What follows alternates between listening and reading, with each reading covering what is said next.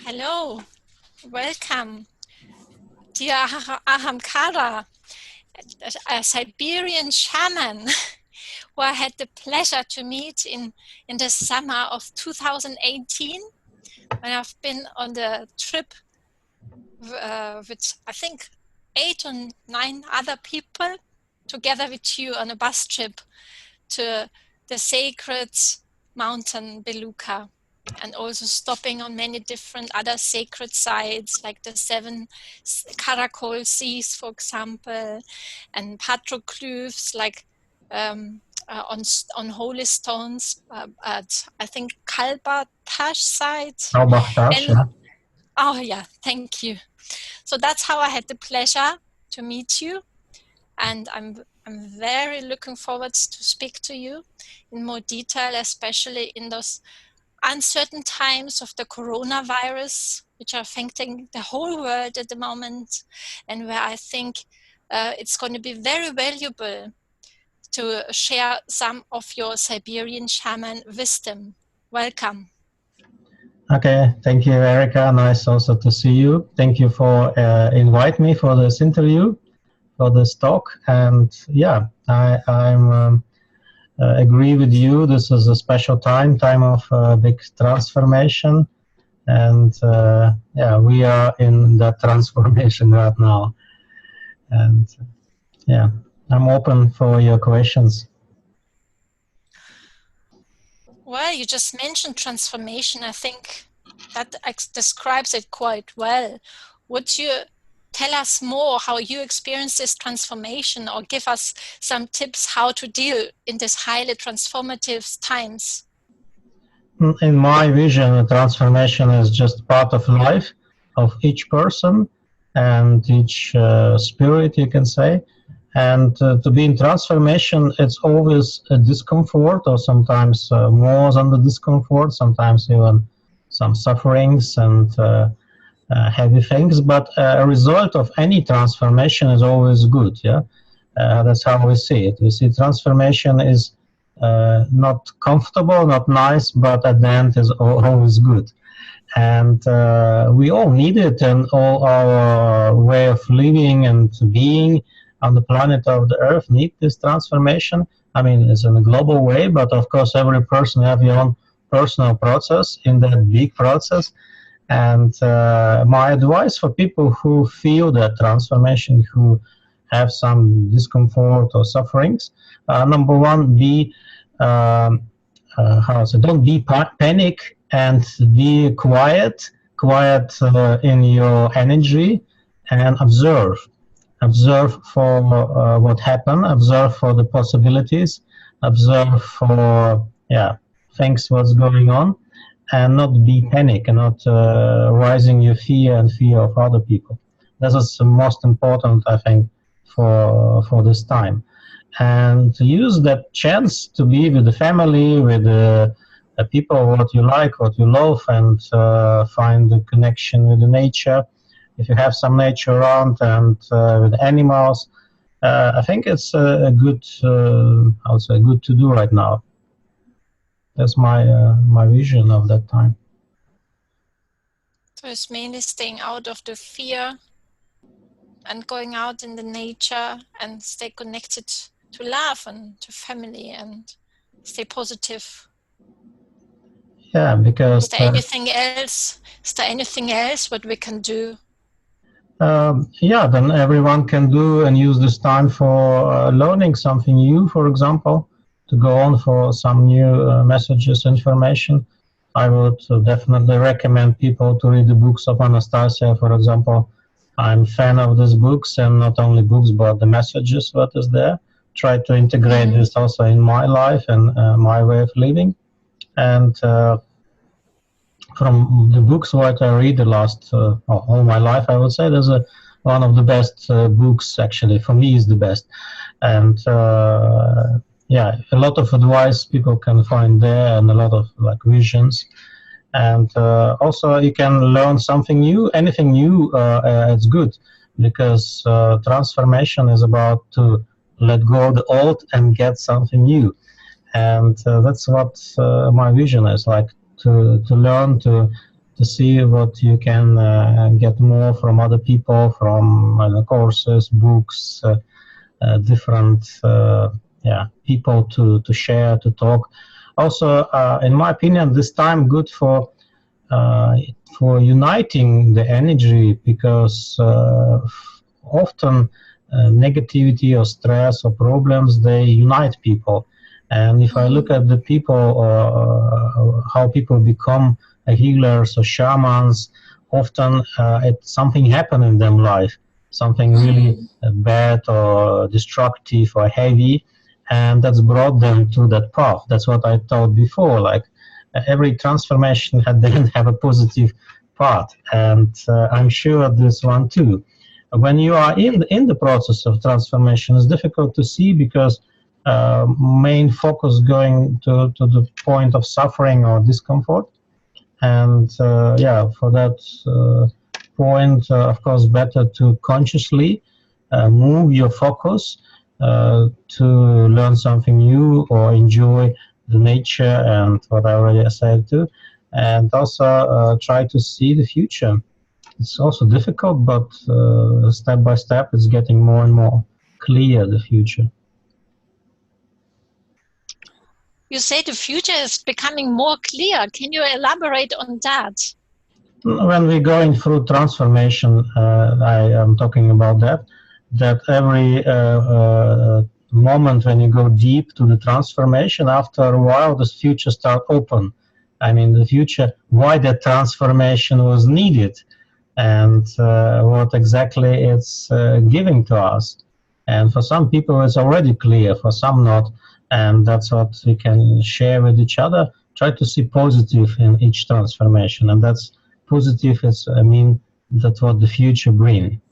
And many spiritual people, they try to see positive, about that time and transformation process. And also people, when they come to me and they have problem most of the time, because they're not coming to the shamans when they are happy and they don't have any problems. Most of the time they're coming with them problems. And one of my work, or like job, to also show them that, come on, it's a problem what you feel now, but actually it's good for you. Look at that from other side, or look at that from other direction.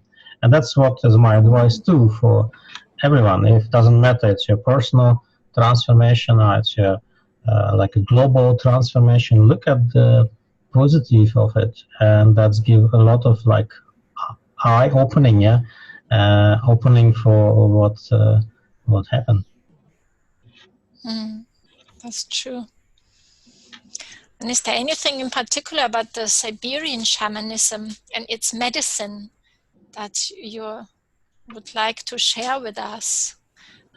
Siberian shamanism have, of course, some specifics in any other shamanism, but I know many shamans from many cultures, and I can call them my friends, because I see that we work with the same idea, to helping people to find the way out of the problems and find the way to the positive. And it's mean general idea of all shamans is the same, But if you say Siberian shamanism, how Siberian shamanism can help, I would say that in Siberian shamanism, a lot of knowledge left about herbs, herbal medicine, and that's quite popular right now. And what we can do, we can use and support the process of cleansing. And I would recommend people to do the personal cleansing. For example, like liver cleansing, or cleansing of the intestines, or cleansing kidneys. There's many ways to clean yourself, and simple recipe which everyone can make. I would say, like use needle trees, like for example pine, and those trees grow everywhere, and collect some needles from that tree, and the best if collecting one by one needle, then it's make it as like a meditation, and also you get more connection with the plant, because of course you can just take an axe and then cut the branch of the tree and carry it home, or cut the tree and carry it home. But idea to make it as a kind of ritual. You collect these needles, and then you brought them home, and you make a kind of special healing tea. You put them to the water, put the water to the fire, and when the water starts boiling, just in the moment of starting boiling, you take it off. Then let those needles with water stay for a while, that all the good stuff coming out of the needles. And then you can add some honey to the tea, and drink it as a cleansing, as a healing. And this is a very good recipe for the winter time, also for antibacterial, anti-parasite, I don't know about viruses. I don't think it will be antivirus, but it's helping your immune system to be stronger. That means it's also antivirus, but it's more from your immune system already coming. And that's what I can recommend. Also, you can use other needle trees for that. Like in Siberia, we use a Siberian cedar, but unfortunately, it's not growing in European countries.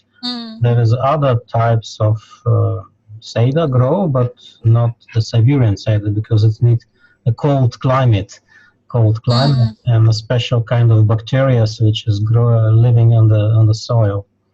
But pine tree is also perfect, and is family of the Siberian cedar. That's what I can recommend. Also, recommend to learn a little about philosophy of shamanism, because I know that some people a little bit scaring shamanism, but it's nothing to be scared, because if you don't scare yoga, then you shouldn't scare the shamanism. Because, maybe in 60 years ago, people scaring yoga as well. It was dangerous too. And now people get more open for the shamanic wisdom, and that's great. And I like that it's happened, and I'm inviting people for learning from Siberian shamans as well. That's my invitation. Yeah, you still offering your trip in the summer where I participated? Yeah, I do it every year. Actually, this summer will be in July, beginning of July, this trip, hopefully, if the situation with the coronavirus is going through the July time. And I hope it will finish in a month or maybe faster. But you never know, you never know how that process will be, because it's not only about virus, it's also about regulation, and I would say the regulation from the countries, and closing the borders, and closing the all that airplane flyings. That's about that, because I think, in my opinion, this virus is not dangerous at all. Maybe for the older people, but for the older people, it's dangerous. Everything like a grippe and many other illnesses. It's for most of the people, it's like a little bit maybe,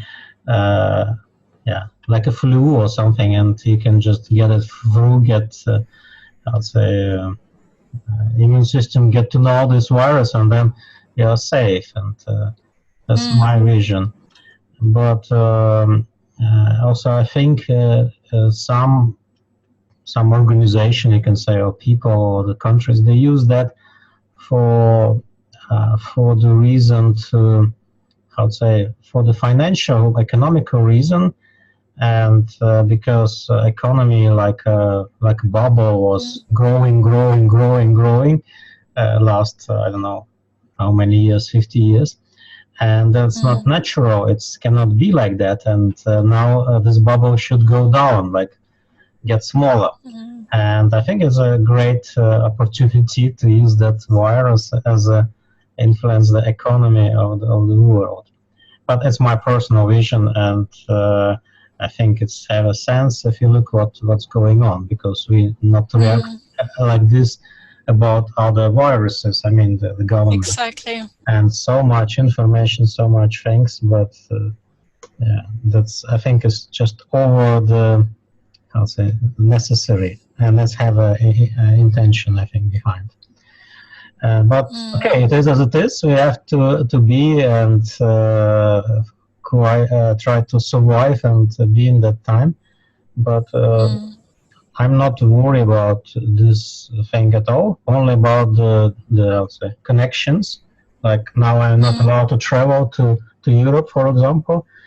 We planned some workshops in Sweden and Holland, but I cannot go because I'm not allowed anymore.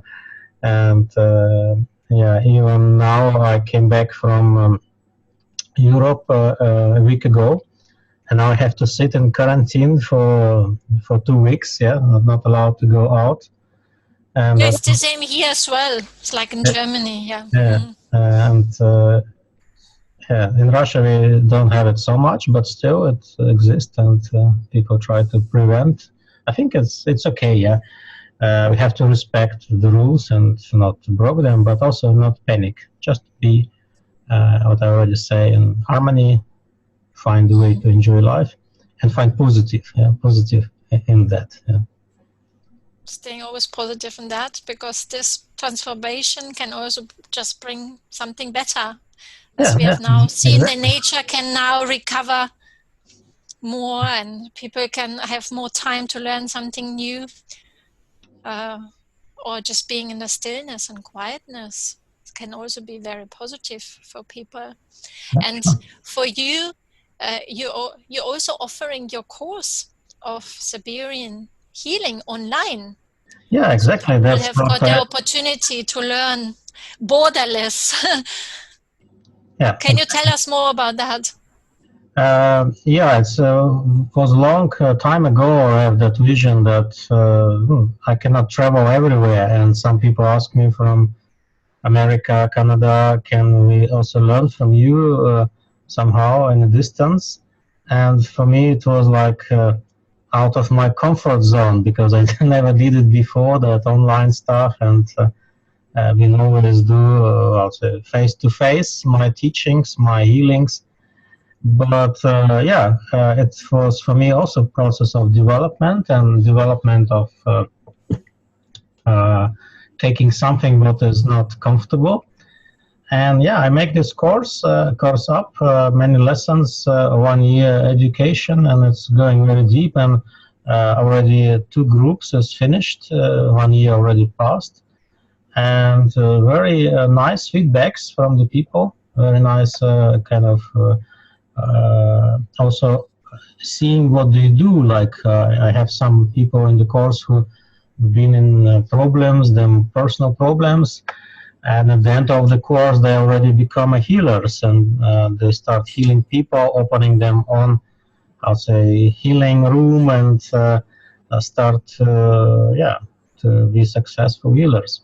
And that's for me the best kind of feedback, seeing that it's working, yeah, and working not only that they get knowledge, but they get confidence to work as a healers and shamans, because at this time many people have ability and quality to be a healer, but they don't have enough knowledge.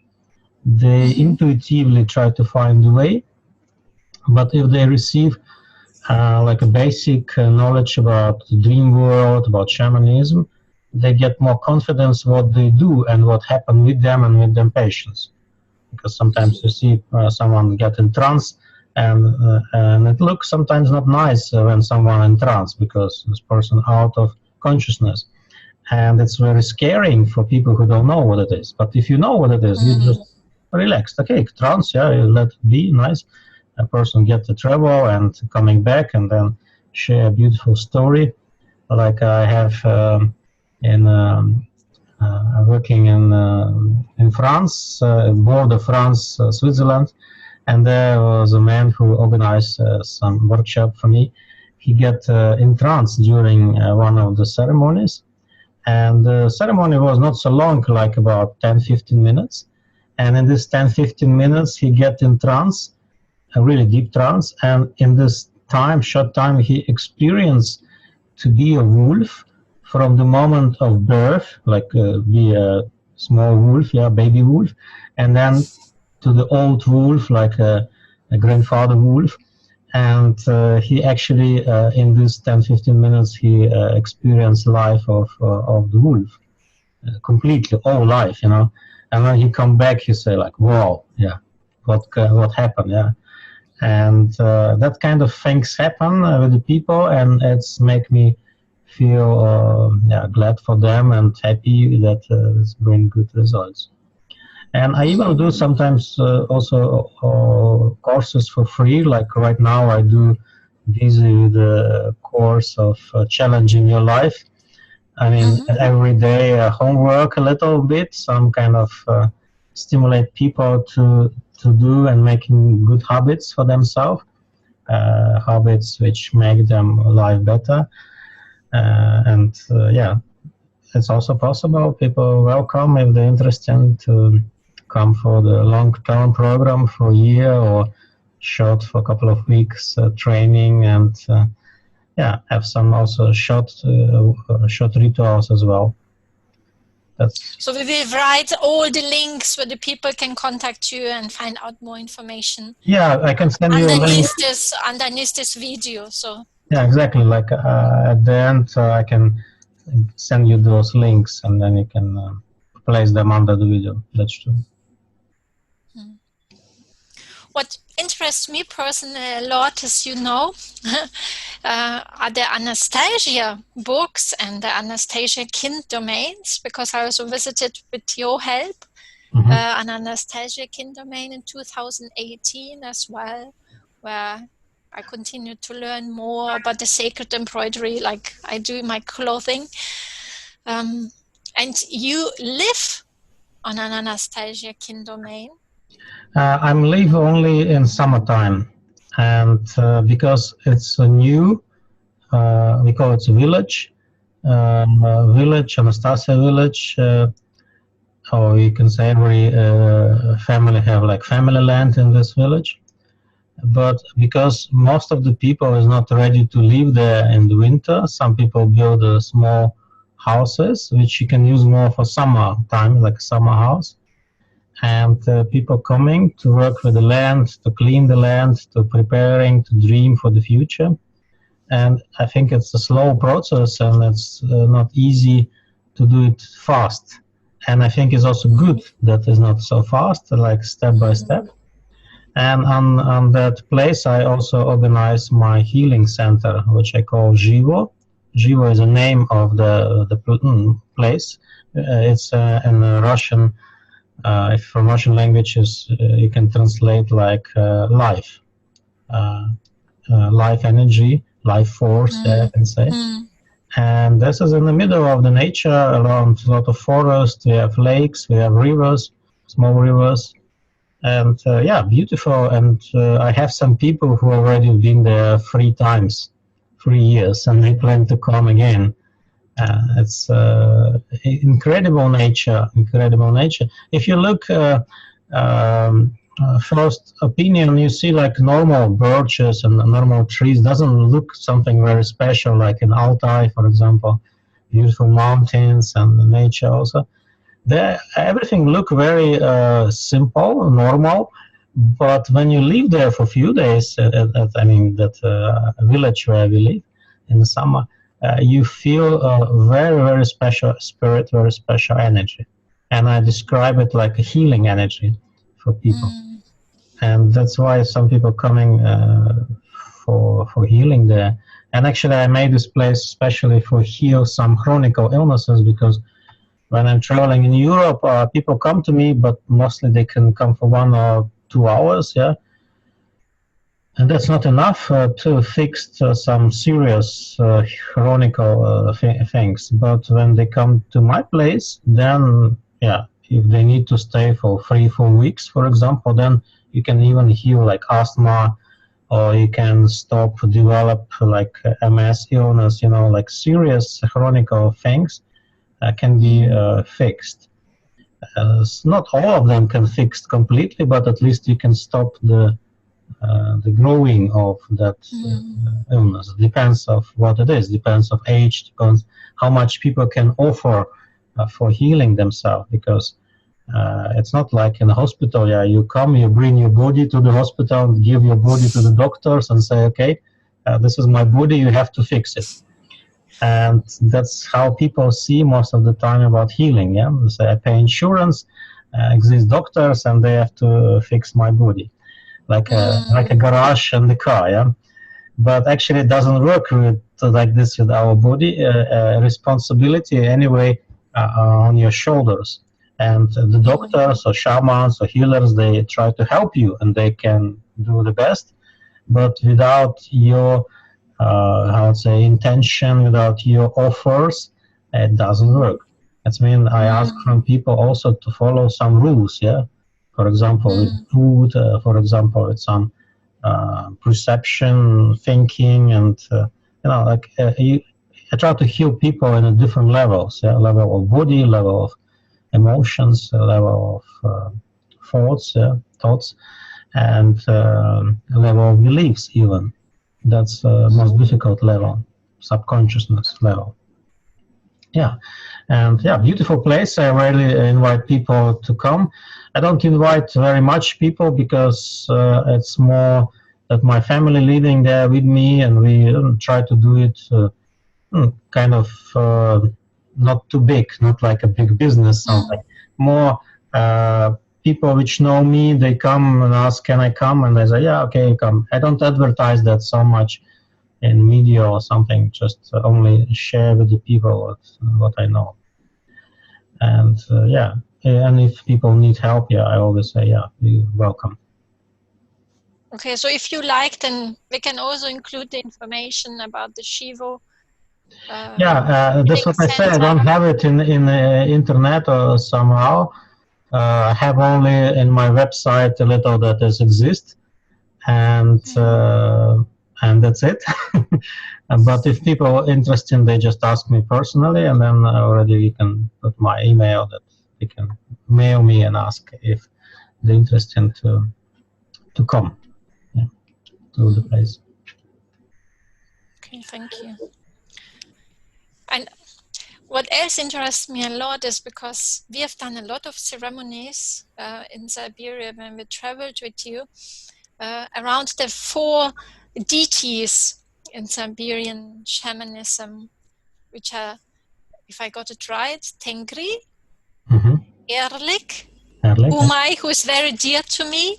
I connect to Umai a lot in those times, who is like and the shaman and Tengri tradition, the mother of all, which births all nature.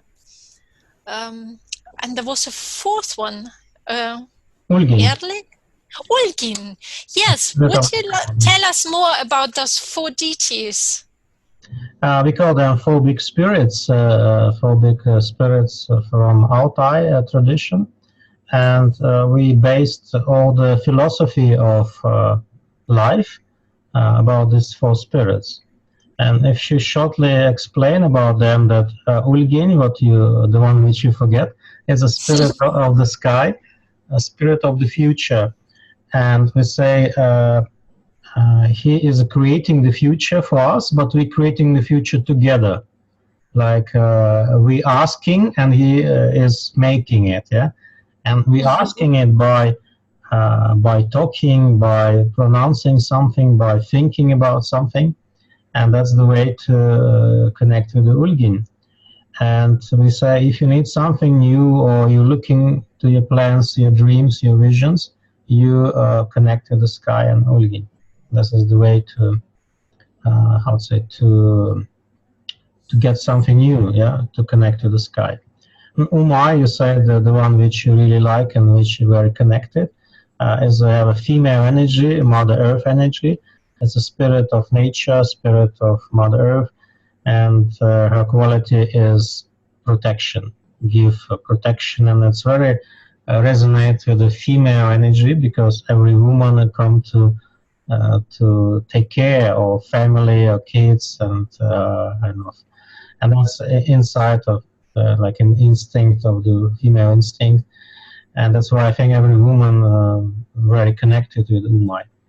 And Umai have main qualities like love, balance, harmony, happiness, joy, happiness, and feeling safe. Yeah, those qualities belongs with Umai. And if we feel fear, for example, then we need Umai to get out of the fear and feel safe and feel good. And Erlik is a spirit of the past, a spirit of underworld, underground world. It's a spirit of transformation. That's what we already talked, transformation. And he come for bring changes, because if there's no Erlik exists, there is no changes, And transformation is very, very important part of life, same as Umai, to feel safe. Also, we need to change, and without changes, the life will be very boring. Yeah? Yes, and we are lucky to live in the transformation time.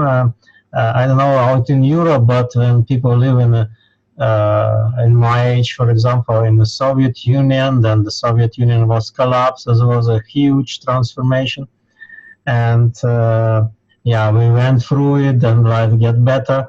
Now it's coming another transformation. Like in Russia, I think people very familiar, at least the last couple of hundred years, with the transformations, and it's a kind of it doesn't make your life simple and make your life different and in a way interesting, but of course it also brings some suffering. And we will have to learn to connect with Erlik, as I already said, to find positive about it, and also support Erlik with the transformation. I mean, what does it mean support? Like, not wait when the Erlik come to your life and start making chaos or making troubles, but try to bring some discomfort to your life. I always advise that for the people. Discomfort, I mean, take a cold shower or take a walk or do some exercise, or I don't know, do something what make you not not too relaxed, and make a kind of stimulate. Getting us out of the comfort zone. Exactly, yeah, out of comfort zone. Do something about it yourself, then Erlik look at you and say, oh yeah, this guy already kind of busy itself with the transformation. I don't need to do too much with the life of this person. And it can save us from many big problems, and that's some people don't understand it, and they do opposite. They actually try to avoid any discomfort in their life, and they try to get only comfort, but that doesn't work, like in the principle of the phobic spirits. It doesn't work. Yeah, if you get only comfort and then no discomfort, anyway, discomfort will come suddenly, like illness or like some problem or accident. Yeah, this is Erlik. And the last spirit is Tengri. Tengri is a high spirit, spirit of the night sky, we say. Night sky is the stars, Milky Way. And actually Milky Way, it's a way to Tengri. It's like a big creator. Tengri is the one who created all universe. And he's standing like the one, like a god, you can say, or the one who is create all the structure, all the universe what we see. And it's he supposed to have the highest frequency and energy what exists. And we believe that we all come from Tengri, and we just come here to experience, and then we're coming back to get back to Tengri. Yeah? We like coming in and out, and the life after the death, it's a life in Tengri place. Well, I'm still dreaming to go to the mountain Tengri, which is the highest mountain in Kazakhstan, where I'm originally from. So I'm dreaming to visit this. And one day, it's said to be a sacred mountain as well. It's the highest mountain. It's almost 8,000 meters high. And people say because it's so high, we are the closest to the god Tengri. 8,000 meters. Almost 8,000, 7,800 something. Okay, so big. It's very, very big, yeah, very high. It's almost like I have to go to Himalayas. Well, yeah, I think this is all connected, those whole Mhm. big mountains. Okay. And that's why it also originates of Tengriism is like one of the oldest traditions as well. You're talking about Almaty city, yeah? There's a big city of Kazakhstan, Almaty. Well, I'm actually from Alma-Ata, which is called Almaty since 1991, since the collapse of Soviet I've been in Union. that city a couple of times. It's very beautiful area. The Yes, mountains so beautiful. It's like it's beautiful. everywhere. Yeah, And the mountains are also beautiful, but they are called Alatau mountains. The Tengri is really in the direction of Himalayas. It's totally different direction of Kazakhstan, which is such a massive city, as you know. I mean, not as big as the biggest country in the world, Russia, but it's almost 9 times as big as Germany, for example, where I live at the moment. We sometimes forget the dimensions surrounding us. It's like, and then in case of this phobic spirits, you have to pray for the Ulgin spirit of the sky.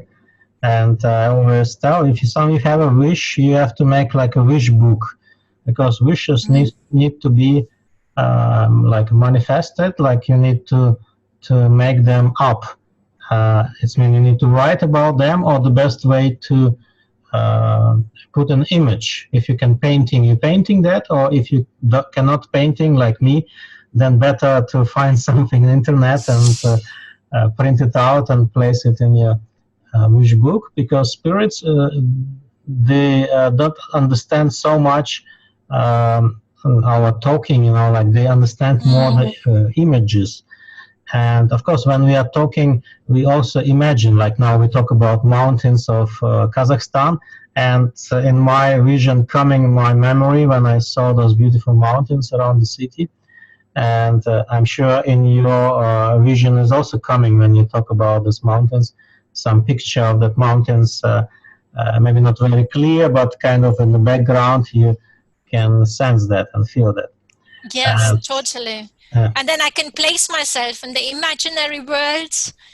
It's like in metaphors or images, we can be there like properly. Like I feel this is an embodiment, like embodied spiritual language, which is also like lucid dreaming, or when we are in trance, or when we do shamanic journeying.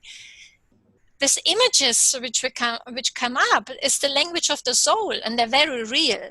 And it's easy to connect then to spirits or to other like spirit animals, or there is no time difference connected in this metaphorical world.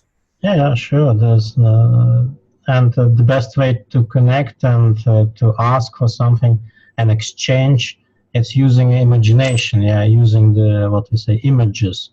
When you visualize that, and it's become stronger. Spirits very clear, understand if you show them the vision and image, and because and also it's become clear for you. Yeah, and you can always correct your vision, and yeah, that's how we communicate with the spirits, with our imagination. And yes, back to the Anastasia books, she recommend people do the same. She said the most biggest power of the human is the power of imagination. yes, And we should use that power more and more in a proper way, and in a good way, make this world more beautiful. Because it depends what we are dreaming and visualizing, it's become true, become reality. Well, and speaking about dreaming, in my forthcoming book, my big vision is like people bringing together and weaving together the ancestral lines of wisdom and threads, like we're talking now as well, like about Siberian shamanism, or like from my background, Kazakhstan, Tengriism.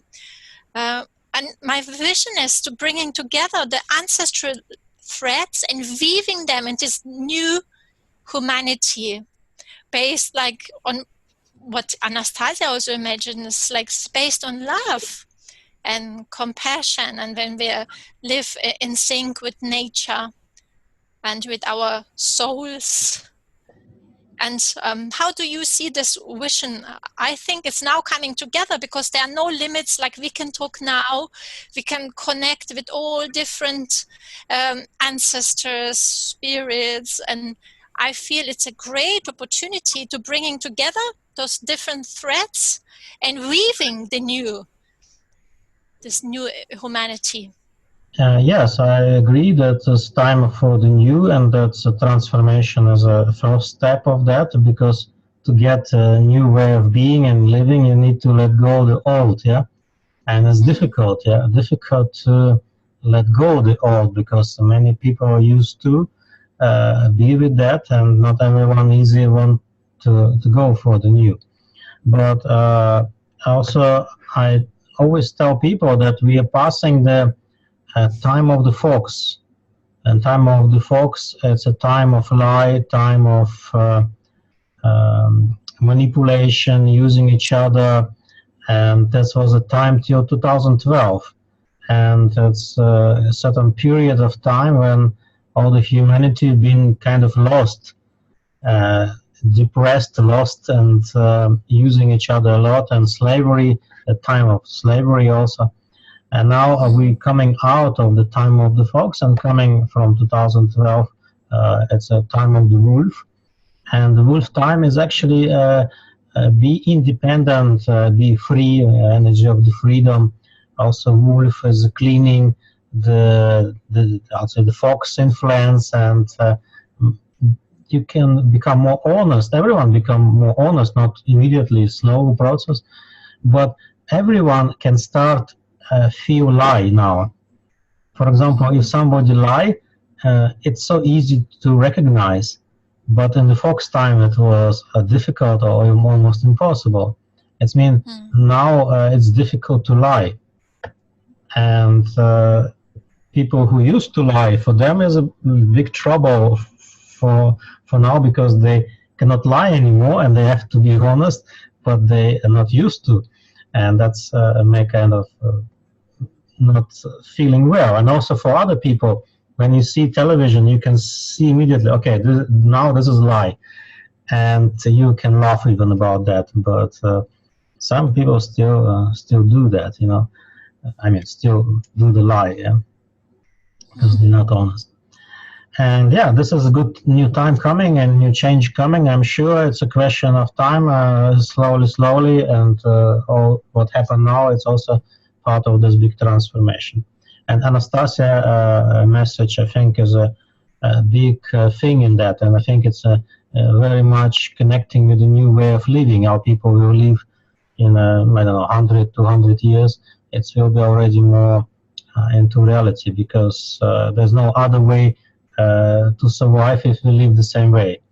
Because if you see how much we destroy as a human society for last, I don't know, 100 years, this is so much. And if you imagine that in the next 200 years we do the same or even more intense, yeah, because economy have to grow, yeah, then yeah, it's not possible to survive. Even now, it's already people cannot also use fresh air in some countries, like in Beijing, you know, or like clean water. It's also not available in many countries.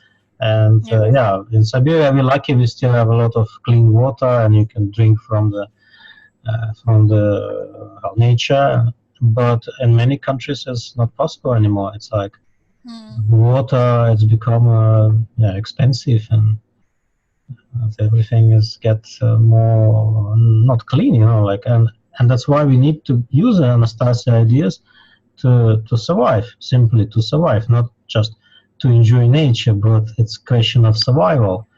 That's what my vision. Yeah. Yes. Well, thank you very much.